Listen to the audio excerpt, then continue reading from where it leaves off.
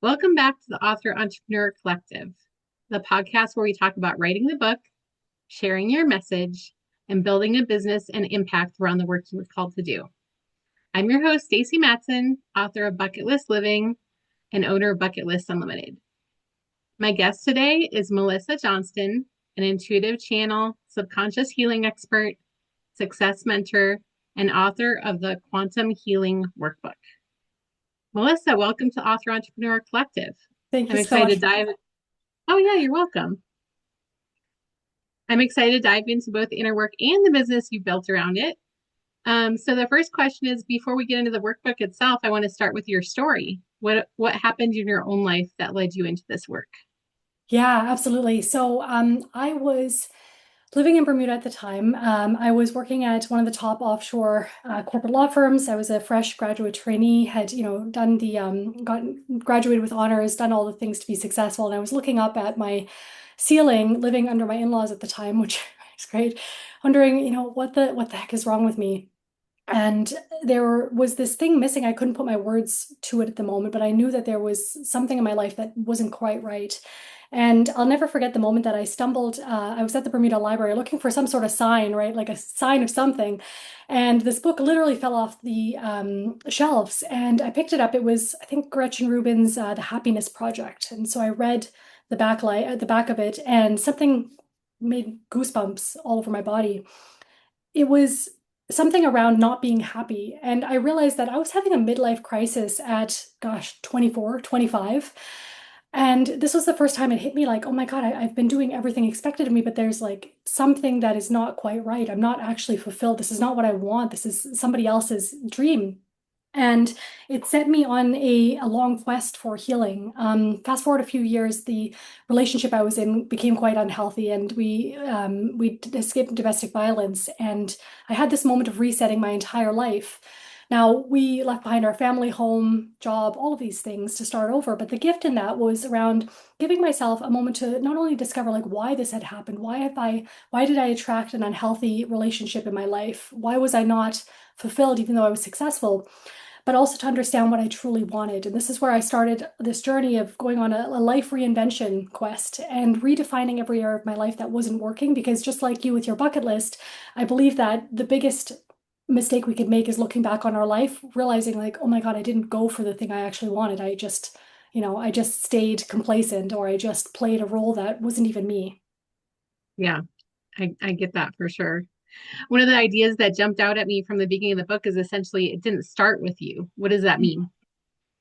So a lot of the people that I work with, they're very capable, talented, high achievers, successful people, but they don't realize that sometimes they also have trauma or like a core wound or this recurring thing that may have started in childhood, right? A lot of the times they come to me and they are these cycle breakers. They're here to kind of do things differently and to parent their kids with more love, right? And to change the paradigm, not only from past generations, but sometimes the things that have been running in our ancestry, right, for decades, if not eons. So it's really about not only inherited blocks and patterns, but sometimes inherited beliefs around what is right and what is wrong. And I love to help people redesign their life based on what success actually looks like for them, not what they have been taught or instructed.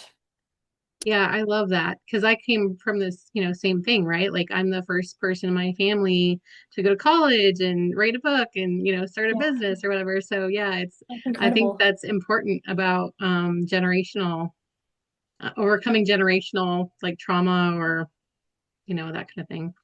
Yeah, absolutely. It's a really important time, I think, on Earth right now where we are really just forced to look at, where our stuff came from. Yeah. Your workbook asks readers to look at their lives with what you call non-judgmental curiosity. Why is curiosity so important when we're confronting something about ourselves that we don't necessarily like? Because our ego will never let us get it right or to read the assessment, like the situation accurately if we're still triggered, right? So if I'm in a spin and like say I have the most loving fiance of my life, like most conscious loving man, but I'll just use him as an example because he knows I do this work. If I were ticked off about like an interaction we had or something and I'm fuming in it, I'm spinning and I'm triggered and I'm bothered, I'm going to project, right, my end of the story onto the situation. I can't actually see it from the observer.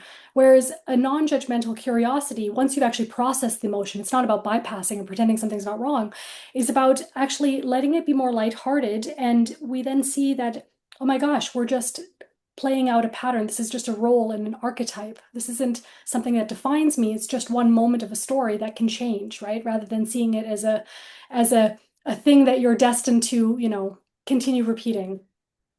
Yeah.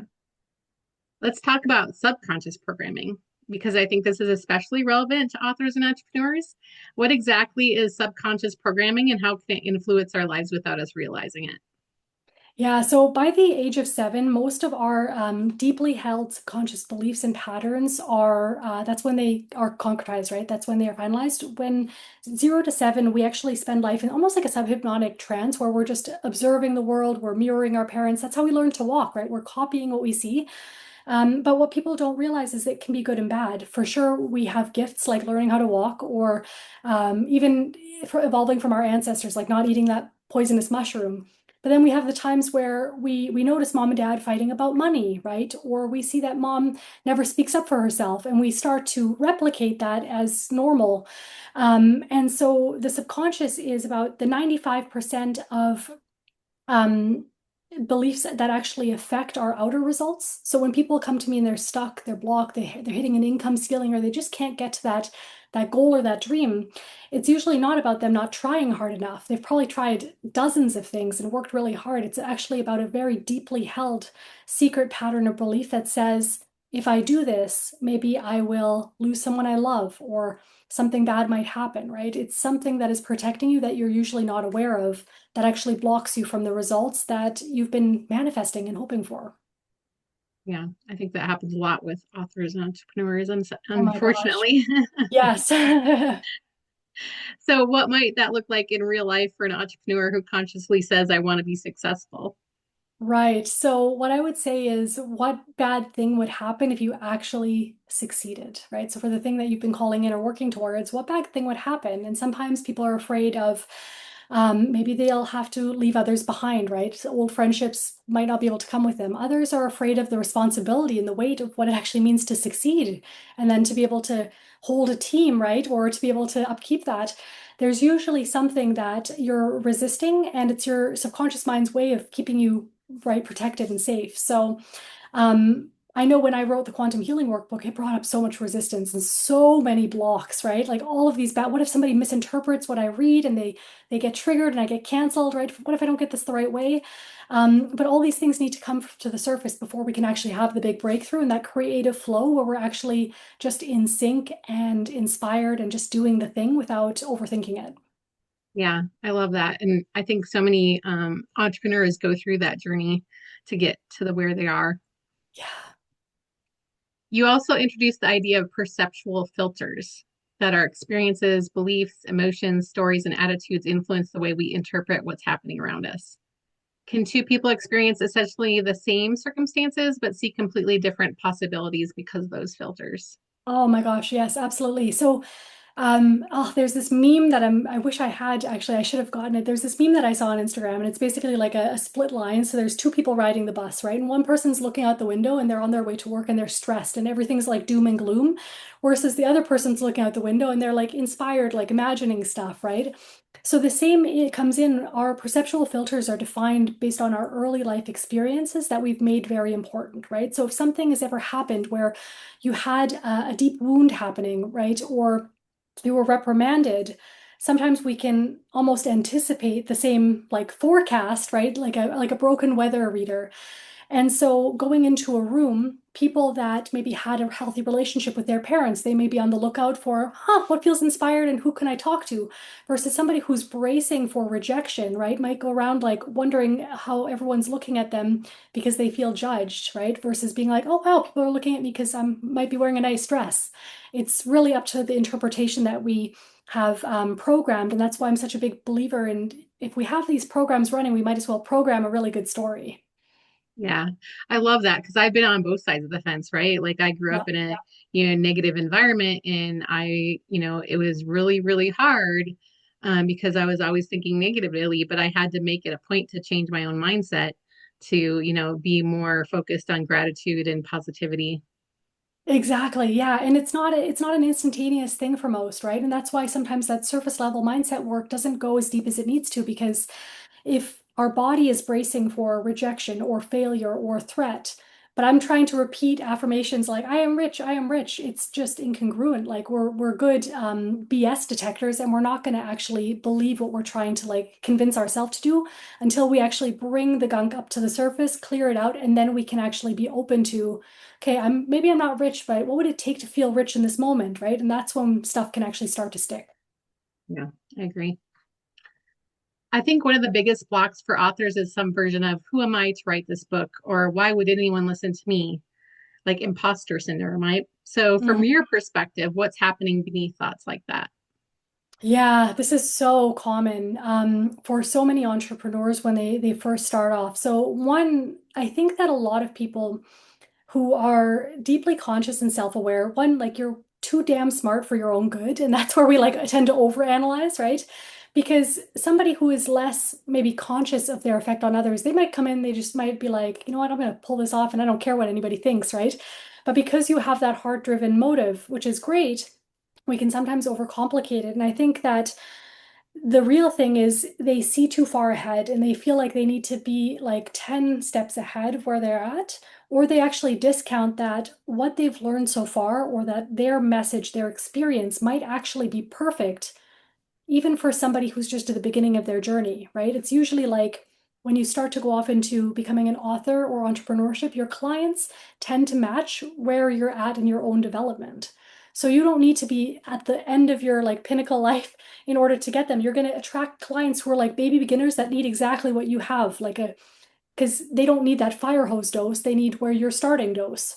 And then as you evolve, your clients will also revolve, and that's where book 2 or 3 might come forward, but that's where things change. So you don't need to be perfect or at the end. You just need to value your life experience because you're likely to impact people who are just a few steps behind you. Yeah, I agree with that. I think Dean Graziosi is one of the ones that teaches that you only need to be one step ahead of your Mhm. clients, right? So, It's like if I were to go and decide that I want to run a marathon, right? And then I hired like the Olympian coach, I'm gonna be like, he'll be, it won't be fun. Like it, you know what I mean? But if yeah, I have somebody who's like the running coach for people who have never run before, that's perfect. yeah, exactly. You spend quite a bit of time in the workbook talking about emotions and triggers. Rather than judging an emotion or immediately trying to jump from fear into joy, you encourage people to ask what they need to feel incrementally better. Why is Mhm. that distinction important? The distinction is because triggers are only a recurring thing until we've actually solved the issue or the story or the block. So triggers can actually be celebrated so much. And I actually get excited when I get triggered because I know like, oh, there's a new awareness coming to the surface that I haven't dealt with.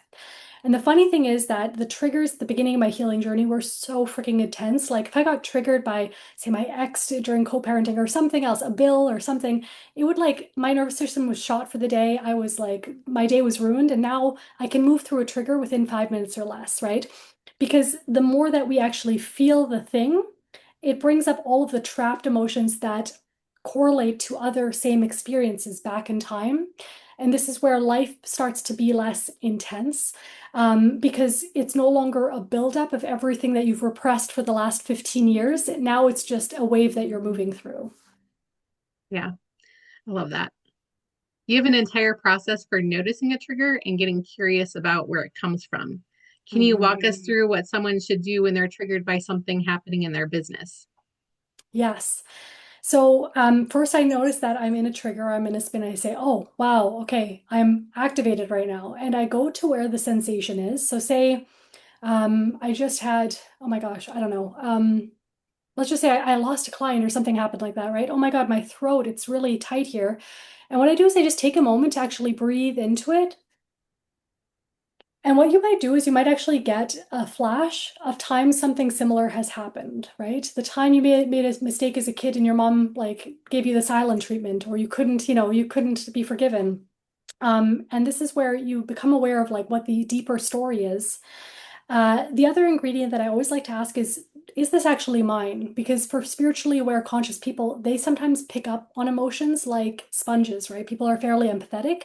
So you'd be surprised to see how many like triggers are not actually your own. Maybe it's your mom's, maybe it's your dad's, maybe you're picked up on somebody, somebody's stress at the grocery store. They're not always necessarily your own thing. And in those cases, it's actually easier to say, oh, okay, body, just return that to sender. It doesn't hurt or harm anyone, but it takes the emotion, the stress out of your field, and it actually just brings it back to whoever's stuff that was. Interesting. Yeah, I noticed that I've become more empathetic since I've been doing all this mindset stuff, and I've had to kind of narrow down some of the people I hang around with because just the negative energy is like sapping, Mm-hmm. right? So yeah, When you're on a growth trajectory, sometimes things can fall away, right? And it's like, it's not personal. It's just, if they're not on a growth path, it's just incongruent to where you're going, right? And it's unfortunate, but I think all of us have had to do sort of an inventory of where we spend our time. And they say that you're like the sum of the five people closest to you, right? So if they're not where you want to be, then, you know, is it worth considering, like, do they actually drain me or do I feel nourished after these interactions? And if not, then, it might not be something that is supposed to last forever. yeah. I love this section where you talk about making friends with the inner saboteur. You write that Hmm. procrastination, self-doubt, waiting until you're ready, or waiting for the perfect circumstances can become self-imposed prisons. Yeah. And sometimes underneath the resistance is simply a part of us that's scared. Yeah. How do we stop fighting that part of ourselves and start working with it?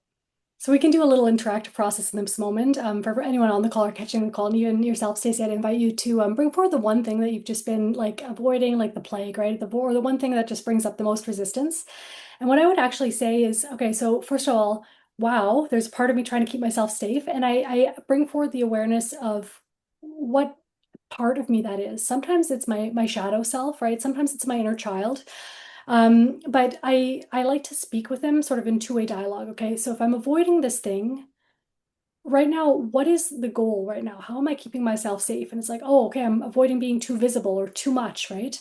Okay, what thing happens if I am too visible and too much? Oh, other people might judge me. Okay, and then what's the worst thing that happened? Well, I might lose love.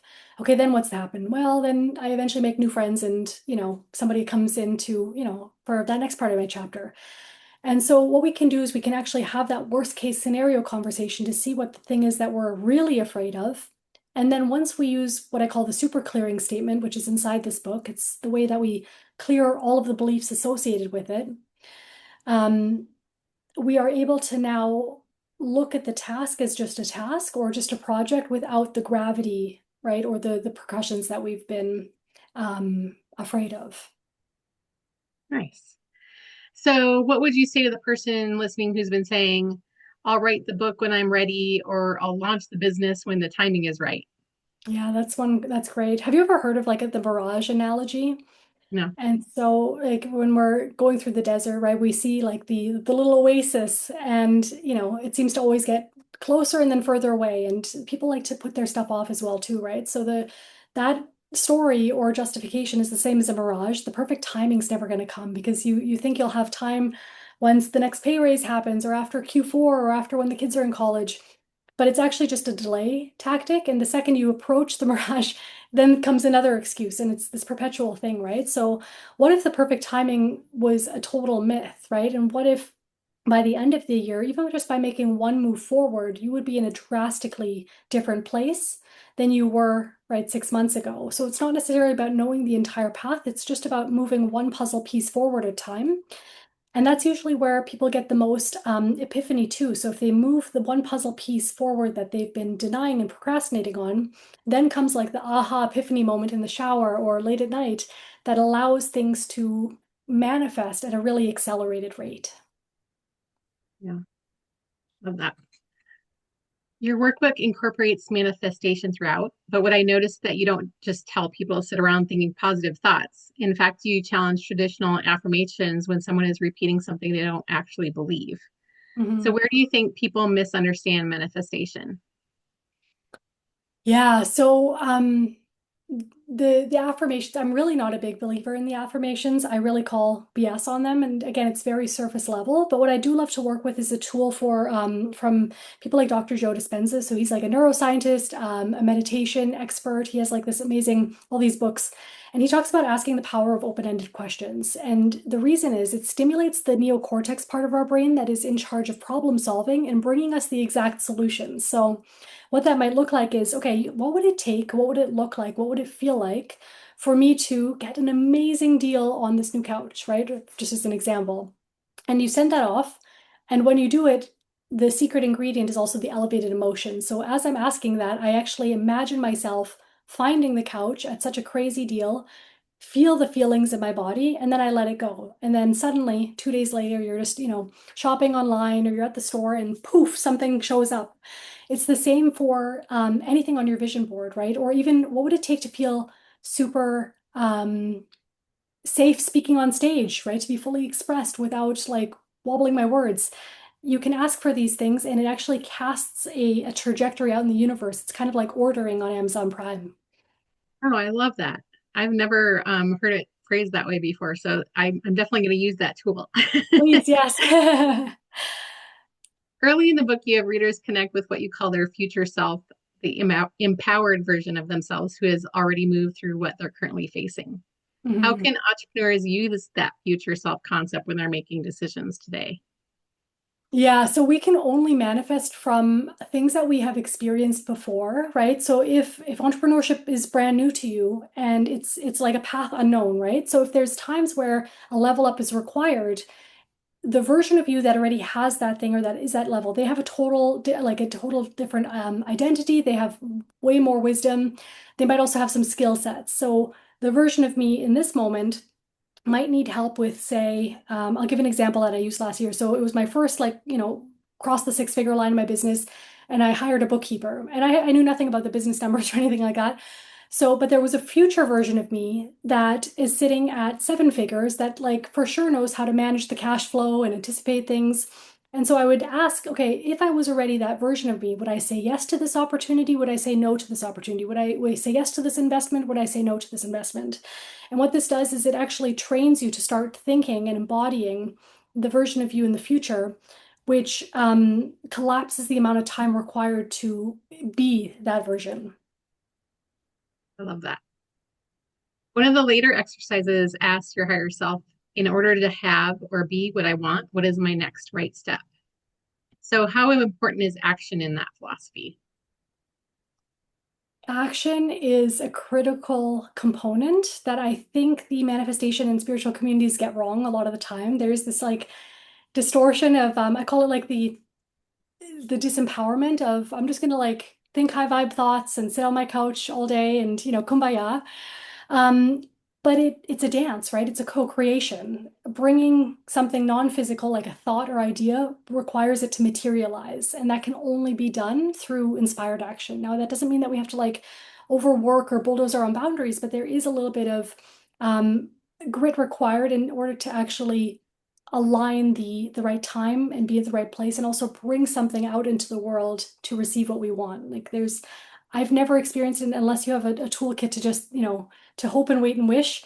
I don't have any evidence that, mindset alone is going to bring us the thing. There's always the physical act required to ground it down in. Yeah, I agree. You also talk about something I think almost every entrepreneur experiences. Things sometimes seem to get harder, right, when we're trying to reach another level. Mhm. How do we know when an obstacle means change direction versus keep going? That's a great idea. So, there's a difference between resistance coming up because you're learning something new, right? Or you're putting yourself into something like that stretches you, kind of like a good workout at the gym, right? So it's like, oh my God, this is hard because I'm doing it for the first time, or because it feels scary to put myself out there. So that's the growth trajectory. When we get recurring things like let's give a good example, like doors being closed after closed after closed, and we've done the inner work of evaluating what our beliefs are. We've done the work of, you know, feeling our emotions, and it's it's almost like we just keep knocking on doors that are closed. There's often a faster, easier, more synchronistic path that if we're open and flexible to, the divine is trying to, to adjust our direction, right? And sometimes we're so invested in the way we think things need to be versus what the greater picture is. And that's where I think a lot of people get stuck is they try to go down the wrong path and they're trying too hard versus knowing when to pivot. And it's a difference between like learning how to ride a bike for the first time and then having the flow of now I know how to like balance versus forcing something that is just not the right strategy and it consistently feels bad on your body. It depletes you, it's hard, it's like it creates tension. That's a whole different game. That's usually a sign of misalignment in some way. Yeah, I agree. Let's talk about money because money tends to bring up a lot of subconscious beliefs. What are some of the most common money stories you see among otherwise successful entrepreneurs? You'd be surprised to see how many people who are, like millionaires and very, affluent, wealthy people still have very limiting money views, right? So we've got the classic robbing Peter to pay Paul, right? So money comes in one area and then you need to steal from the other to make do. We also is called sort of like the bungee cord, and this is where people have like the biggest breakthrough, they get a raise, promotion, or something that exceeds their own sort of internal limit, or what I call like the financial thermostat. So you usually have a range of money that you feel comfortable having in your account. If it dips below a certain amount, you feel stressed. If it dips above that amount, sometimes we blow it all, or we manifest a really great car expense or something breaking, right, to bring it back down. And people, even at the 7 and 8 figure level, they still have those things. So that's why we see people who come into wealth very, very quickly, like lottery winners or celebrities. They end up sometimes upper limiting and creating like a scandal or an expense or just not knowing how to hold it all because they haven't actually graduated to feel worthy of holding and maintaining it rather than just, spending it. It's a good way to look at it. Mhm. Walk me through your biggest income and money block. What did that look like when you first started? Yeah, for sure. So I when I first started off, I was charging I think 147 for a session. Actually, no. We went through the whole thing of like a few free practice sessions when I was doing my practicum. Then I think I graduated to about like 60 an hour. And then right before I went all in on my business, I was still at 147 per session. And I was trading my time for money, but I was also attracting clients who, let's be real, like they weren't as invested in their growth or transformation as people at a higher investment are. And the funny thing happens when you go to raise your prices, sometimes we think like, oh my gosh, if I raise my prices, like I'm going to lose a lot of clients, people won't be able to afford it.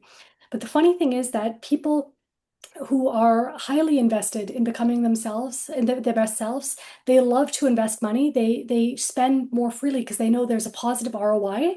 But they're also more likely to take you seriously. And the clients that pay me, say like 5 figures, right, or 4 figures for a transformational container, they show up like ready to go. They're on the call, they do the homework, right? They're getting the freaking wins. They're manifesting over $100,000 within 6 weeks. Crazy shit happens because they're like all in.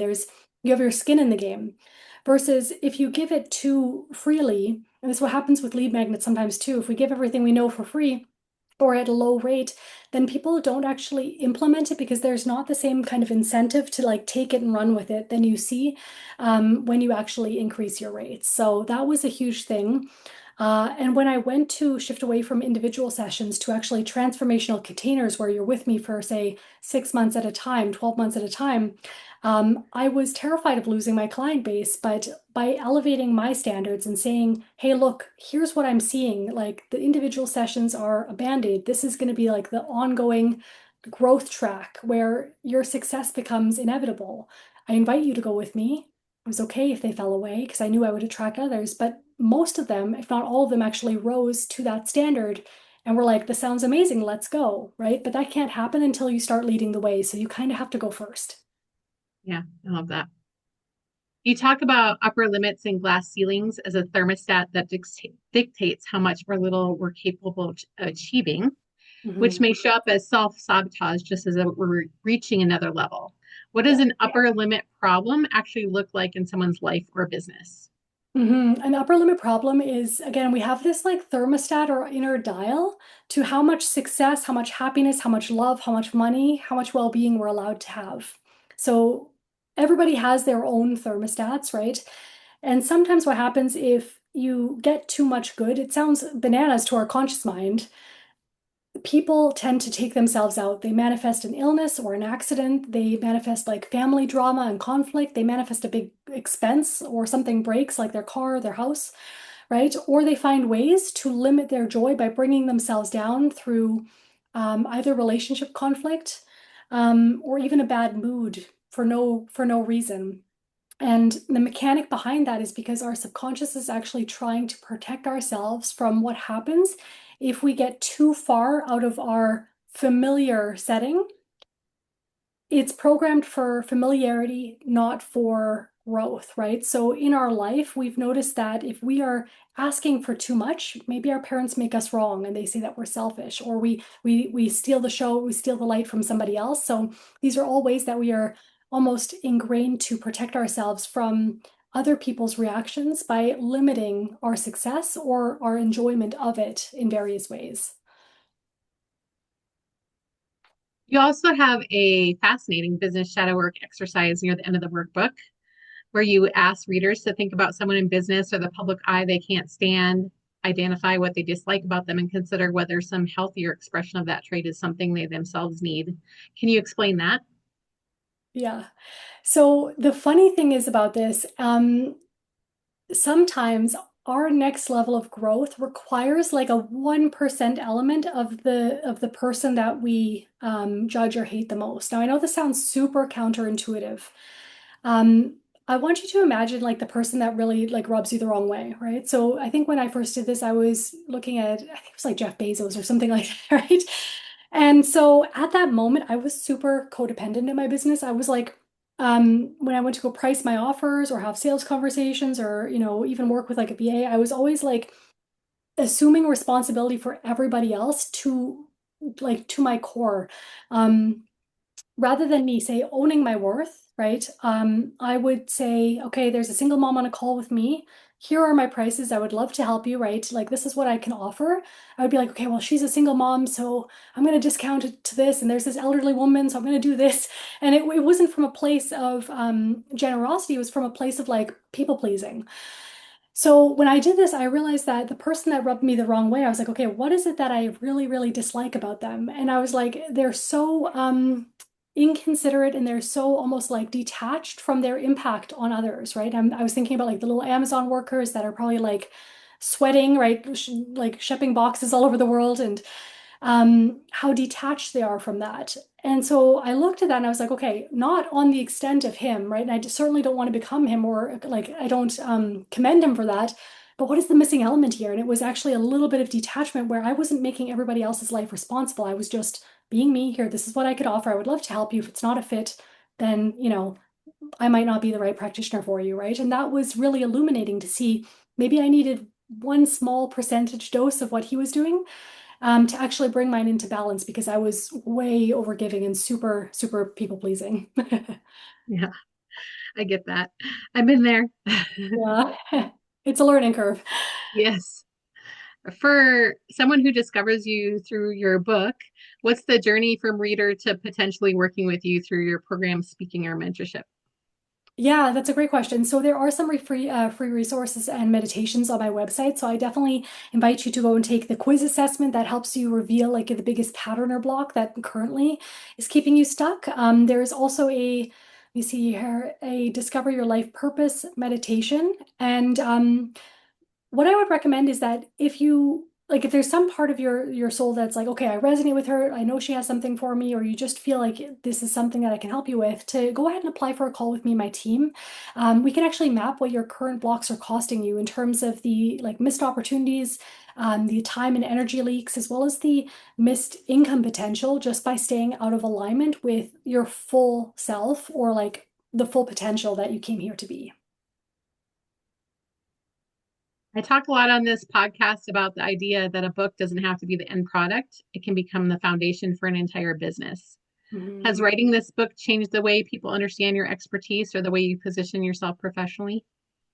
It's a great pathway, and I love that you're doing that for authors. Yes, absolutely. So your gifts, your message, right? The information can be repackaged in so many different ways. And somebody who's really genius about this is Alex Hermosi. It first got me to think, if I were to take the contents of this book, how many different ways could I make this valuable, right? I could probably make a video course explaining each exercise. Maybe I wanted to turn that into a coaching program. That could become my signature thing, right? There's many different ways to understand, okay, what do people want from me, and how, like, what format is valuable based on who you're working with. I work with a lot of very successful people that are quite busy. They don't want to watch 3 hour long master classes. They want, like, to get the message and move on, right? So I keep my stuff a little bit shorter. I've got a 3 days to your dream reality challenge. I think it's about 3 videos, 5 minutes each, one per day. And then you have some of the most incredible tools that in this book have manifested some clients over $50,000 without launching anything, just by knowing how to use those open-ended questions like the what would it takes to manifest faster. Nice. What advice would you give to another coach, consultant, healer, or expert who has years of knowledge in their head but hasn't figured out how to turn that knowledge into a book? Mm. Clarity comes from action. And as the funny thing is that, like, if I were to think about having to do like a K turn and a U turn to like park my car into a busy parking lot, I'm gonna think about it and like try to figure it out, but the only way to actually get it parked in is to move the wheel, right? And then to adjust as you go. And then okay, yeah, turn a little bit two way and then this. So sometimes we think that we need to know the entire path from A to B in order to start. But the funny thing is your higher self and the divine can't actually give you like the next puzzle pieces until you're willing to move on the ones you've already been given. So answering the calling is one, taking the inspired action on the very first things, even though you like have no idea where this is going to lead you, is the next thing. And as soon as that's acted on, then comes the next idea or the next epiphany or the next opportunity. But most people are waiting for like the entire A to B path before they get started. And it's actually just asking about like your next puzzle piece, the next puzzle piece, the next puzzle piece. And that's when it becomes much less stressful too. And it becomes more enjoyable because it's like little mini missions and side quests. I love that. Let's give our listeners something they can actually do. What's one question or exercise they can do today to begin uncovering what's really holding them back? Hmm. Just want to tune in for a second. I would say just doing a small inventory of what's the benefit of staying stuck, or like what's the benefit of, yeah, of this thing that I'm not doing.